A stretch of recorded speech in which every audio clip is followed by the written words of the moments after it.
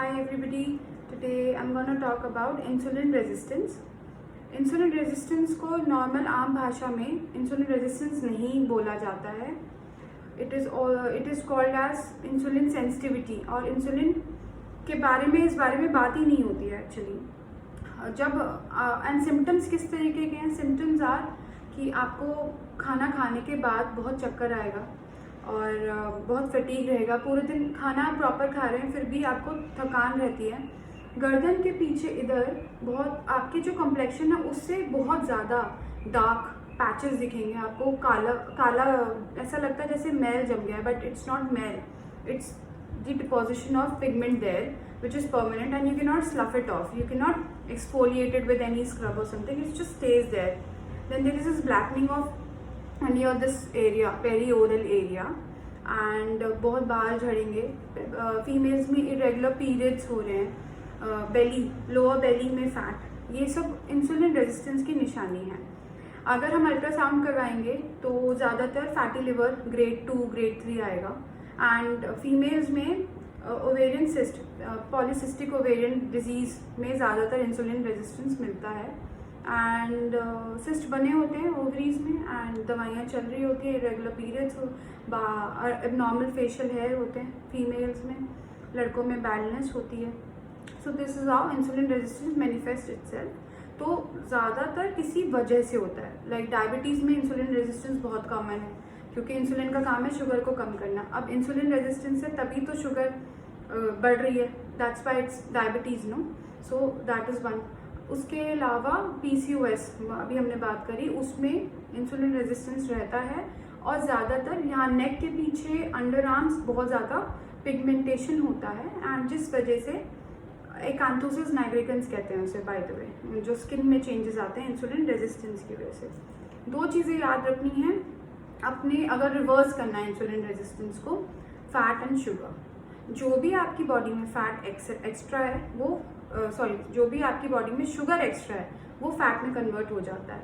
और जो भी आपकी बॉडी में फैट है वो फैट ही रहेगा. And it effects the overall insulin levels in the body. Because हमारे ब्रेन को सिग्नल जाता रहता है it's there, it's there, it's there.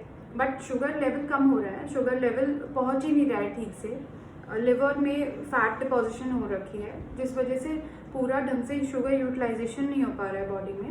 And that's why इतना खाना खाने के बाद भी there is lot of fatigue, थकान, जैसे कि हमने खाना नहीं खाया हो. और शुगर की क्रेविंग बहुत होती है. दैट्स वाई डायबिटीज़ और इंसुलिन रेजिस्टेंस के जो सिम्टम्स हैं वो ओवरऑल ज़्यादातर ओवरलैप कर रहे हैं, मैच भी करते हैं. बिकॉज वो स्टार्टिंग है डायबिटीज़ का एक्चुअली. इसमें फैट और शुगर याद रखना है. तो अगर आप बहुत ज़्यादा शुगर, हाई शुगरी ड्रिंक्स लेते हैं, घर में सबसे ज़्यादा जो शुगर की बात होती है वो होती है टी और कॉफ़ी में. अगर कुछ लोग हमें बोलते हैं कि 5 कप चाय पीते हैं हम दिन में, तो 5 कप चाय पीना is not a problem, it's okay. But 5 cup दूध की चीनी की चाय पीना इज़ द प्रॉब्लम. एक तो वो हटा सकते हैं हम. ऊपर से जो हमारे हर चीज़ में जैम्स, सिरप्स, शुगर्स, केचप जो हमारी बाहर से मिलती है उसमें सब में बहुत ज़्यादा शुगर कंटेंट होता है.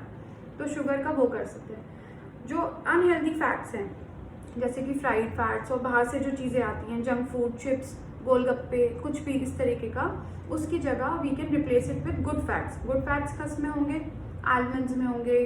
काजू not so much, I would just stay away from cashew.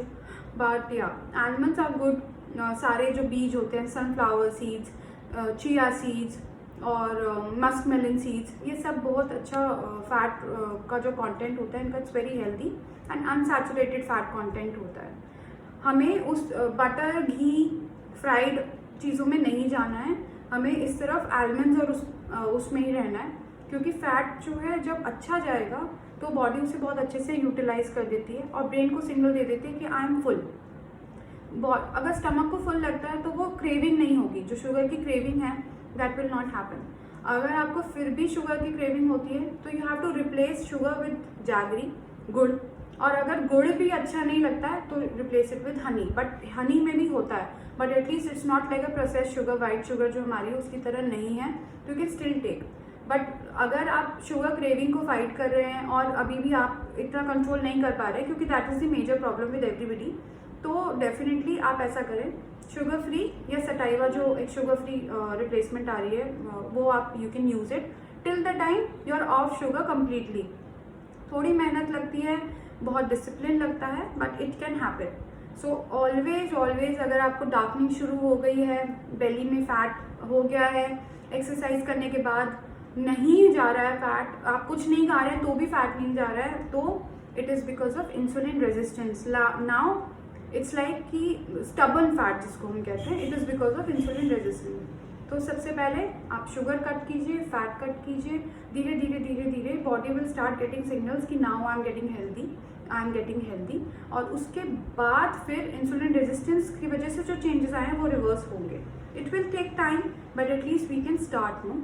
So there has to be some starting. So this is it, yeah.